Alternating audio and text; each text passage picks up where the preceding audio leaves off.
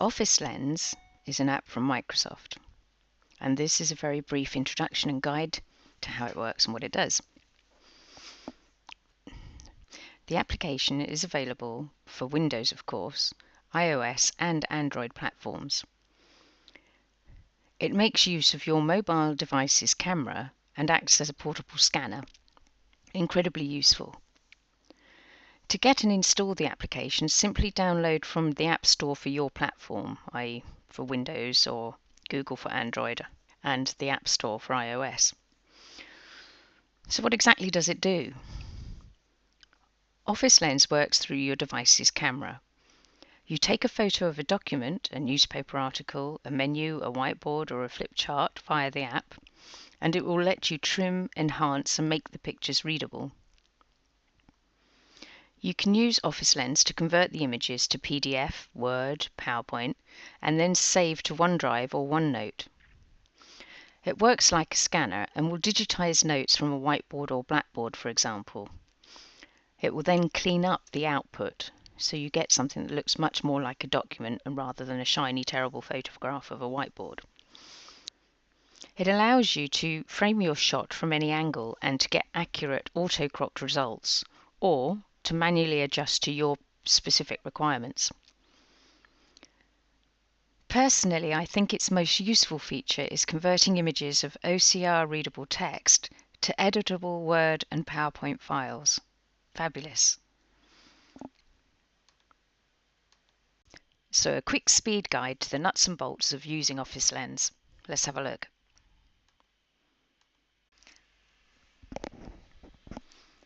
So you've downloaded the app from your App Store.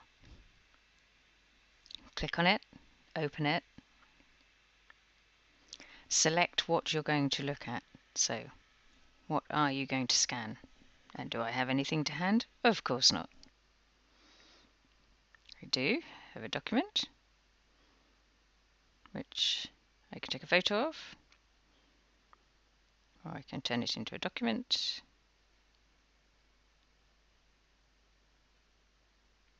And you can see it auto-adjusting. Turn into a whiteboard, I guess. It isn't really a whiteboard. Let's see what it does. Look at that, flattens it out nicely. No glare. Obviously it's handwritten, so it can't be converted.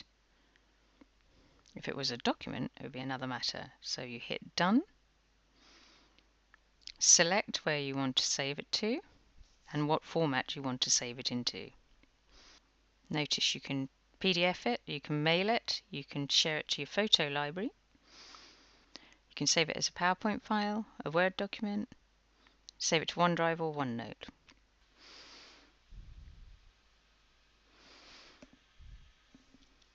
Okay, so I have another document here that's printed text, and I want to show you how you can manually adjust or edit the image before you save it or export it. So let's take the picture. Here we go.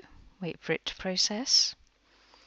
Right, the little symbol up here with the two arrows in opposite directions, the cropping tool, that allows you to adjust the area included in the image. So I might straighten that up rather than what the auto is doing. I don't need that bit at the bottom. I mean, generally it seems the auto does a pretty good job overall, but it does at least give you control.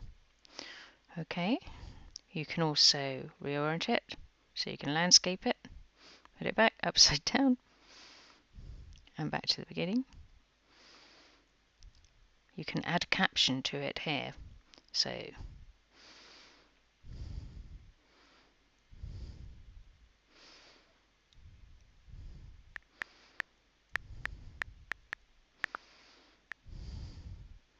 done. Okay, hit done, and your image is saved as you required. So now you hit done and decide where you want to export it to and how you want to export it. So if you want to edit it, you need to either save it as a Word document or a PowerPoint document. So let's save it as a Word document. You can see it's transferring. Once this is complete,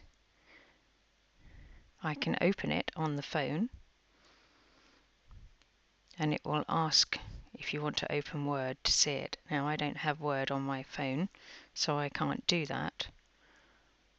So it will auto or export, in my case, to my OneDrive. That's where I want to save all of my files. So if I tap to open, it will attempt to download. And it should ask me if I want to download Word. But it didn't. Oh, show me direct.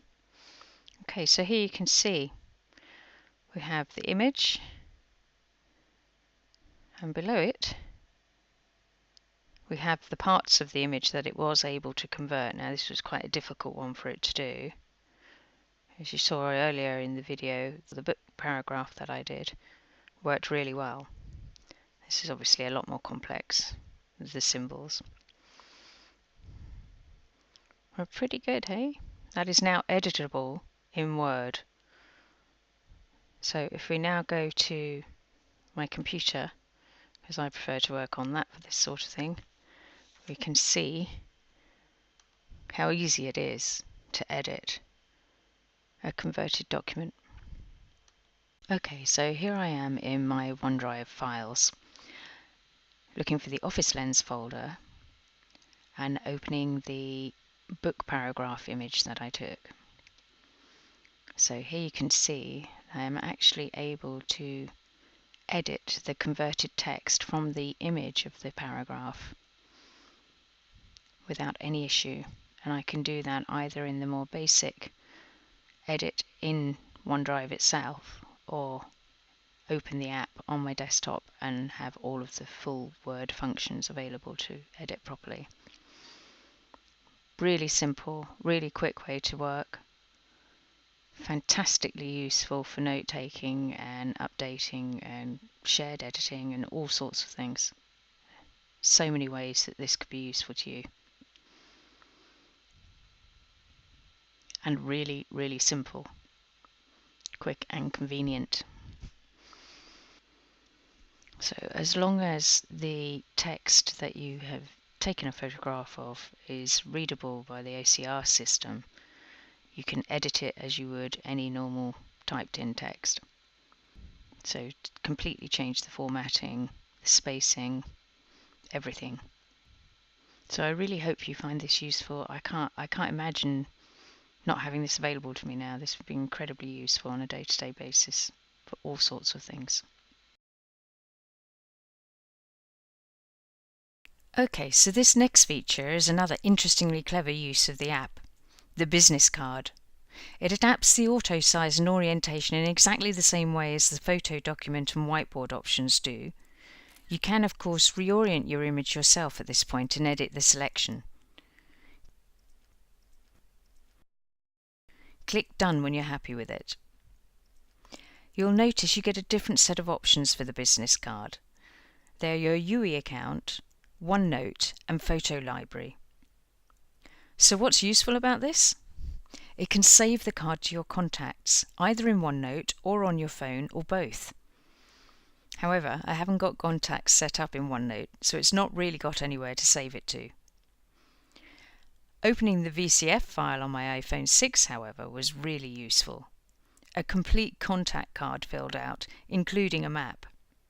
So all the relevant information was available, quickly stored, new contact added. Easy peasy.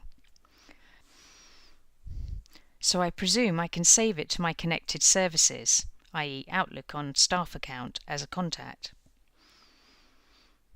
Of course, you can also go back and save it as a Word document, which is then editable.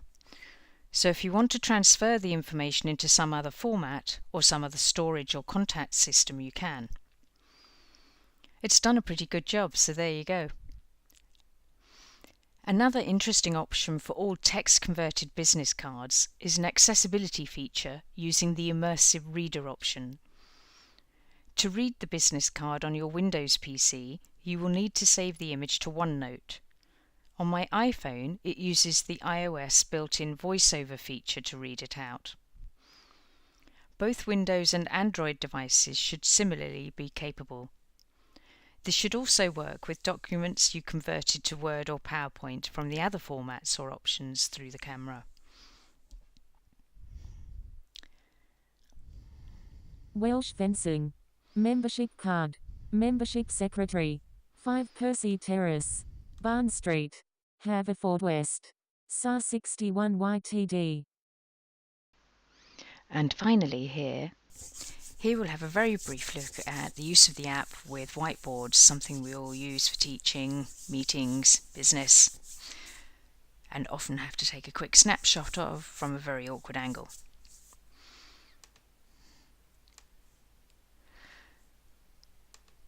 So here I've selected the whiteboard option at the bottom of the camera. I've got it in landscape view because it's quite a wide board, and I'm photographing it from quite an awkward angle with a low light level. As you can see, it's taken a reasonably good image and converted it. I'll save it as a PowerPoint file, which means it should be possible for me to scribble over it. And I'll need to go to my OneDrive files on my computer to access that. So we'll have a quick look at that next. So it's just processing. Once it's transferred, I can open it on OneDrive.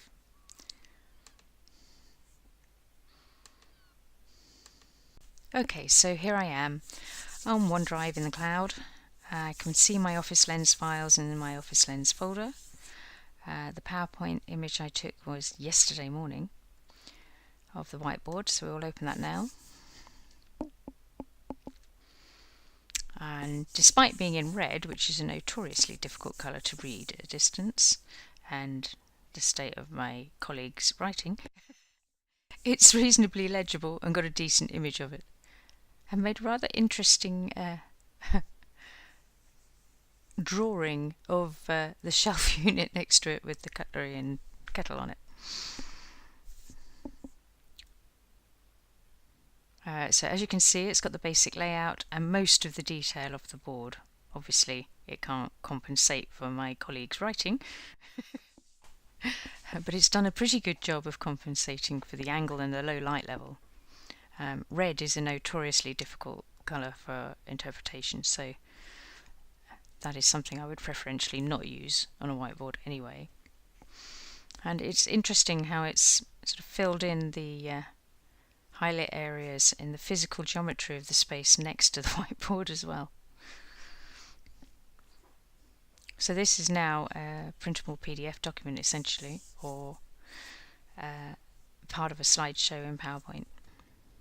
Now obviously I could have chosen to edit this just down to the whiteboard content on the phone in the app at the time, but I didn't. So let's just test and see if we can edit it in the browser.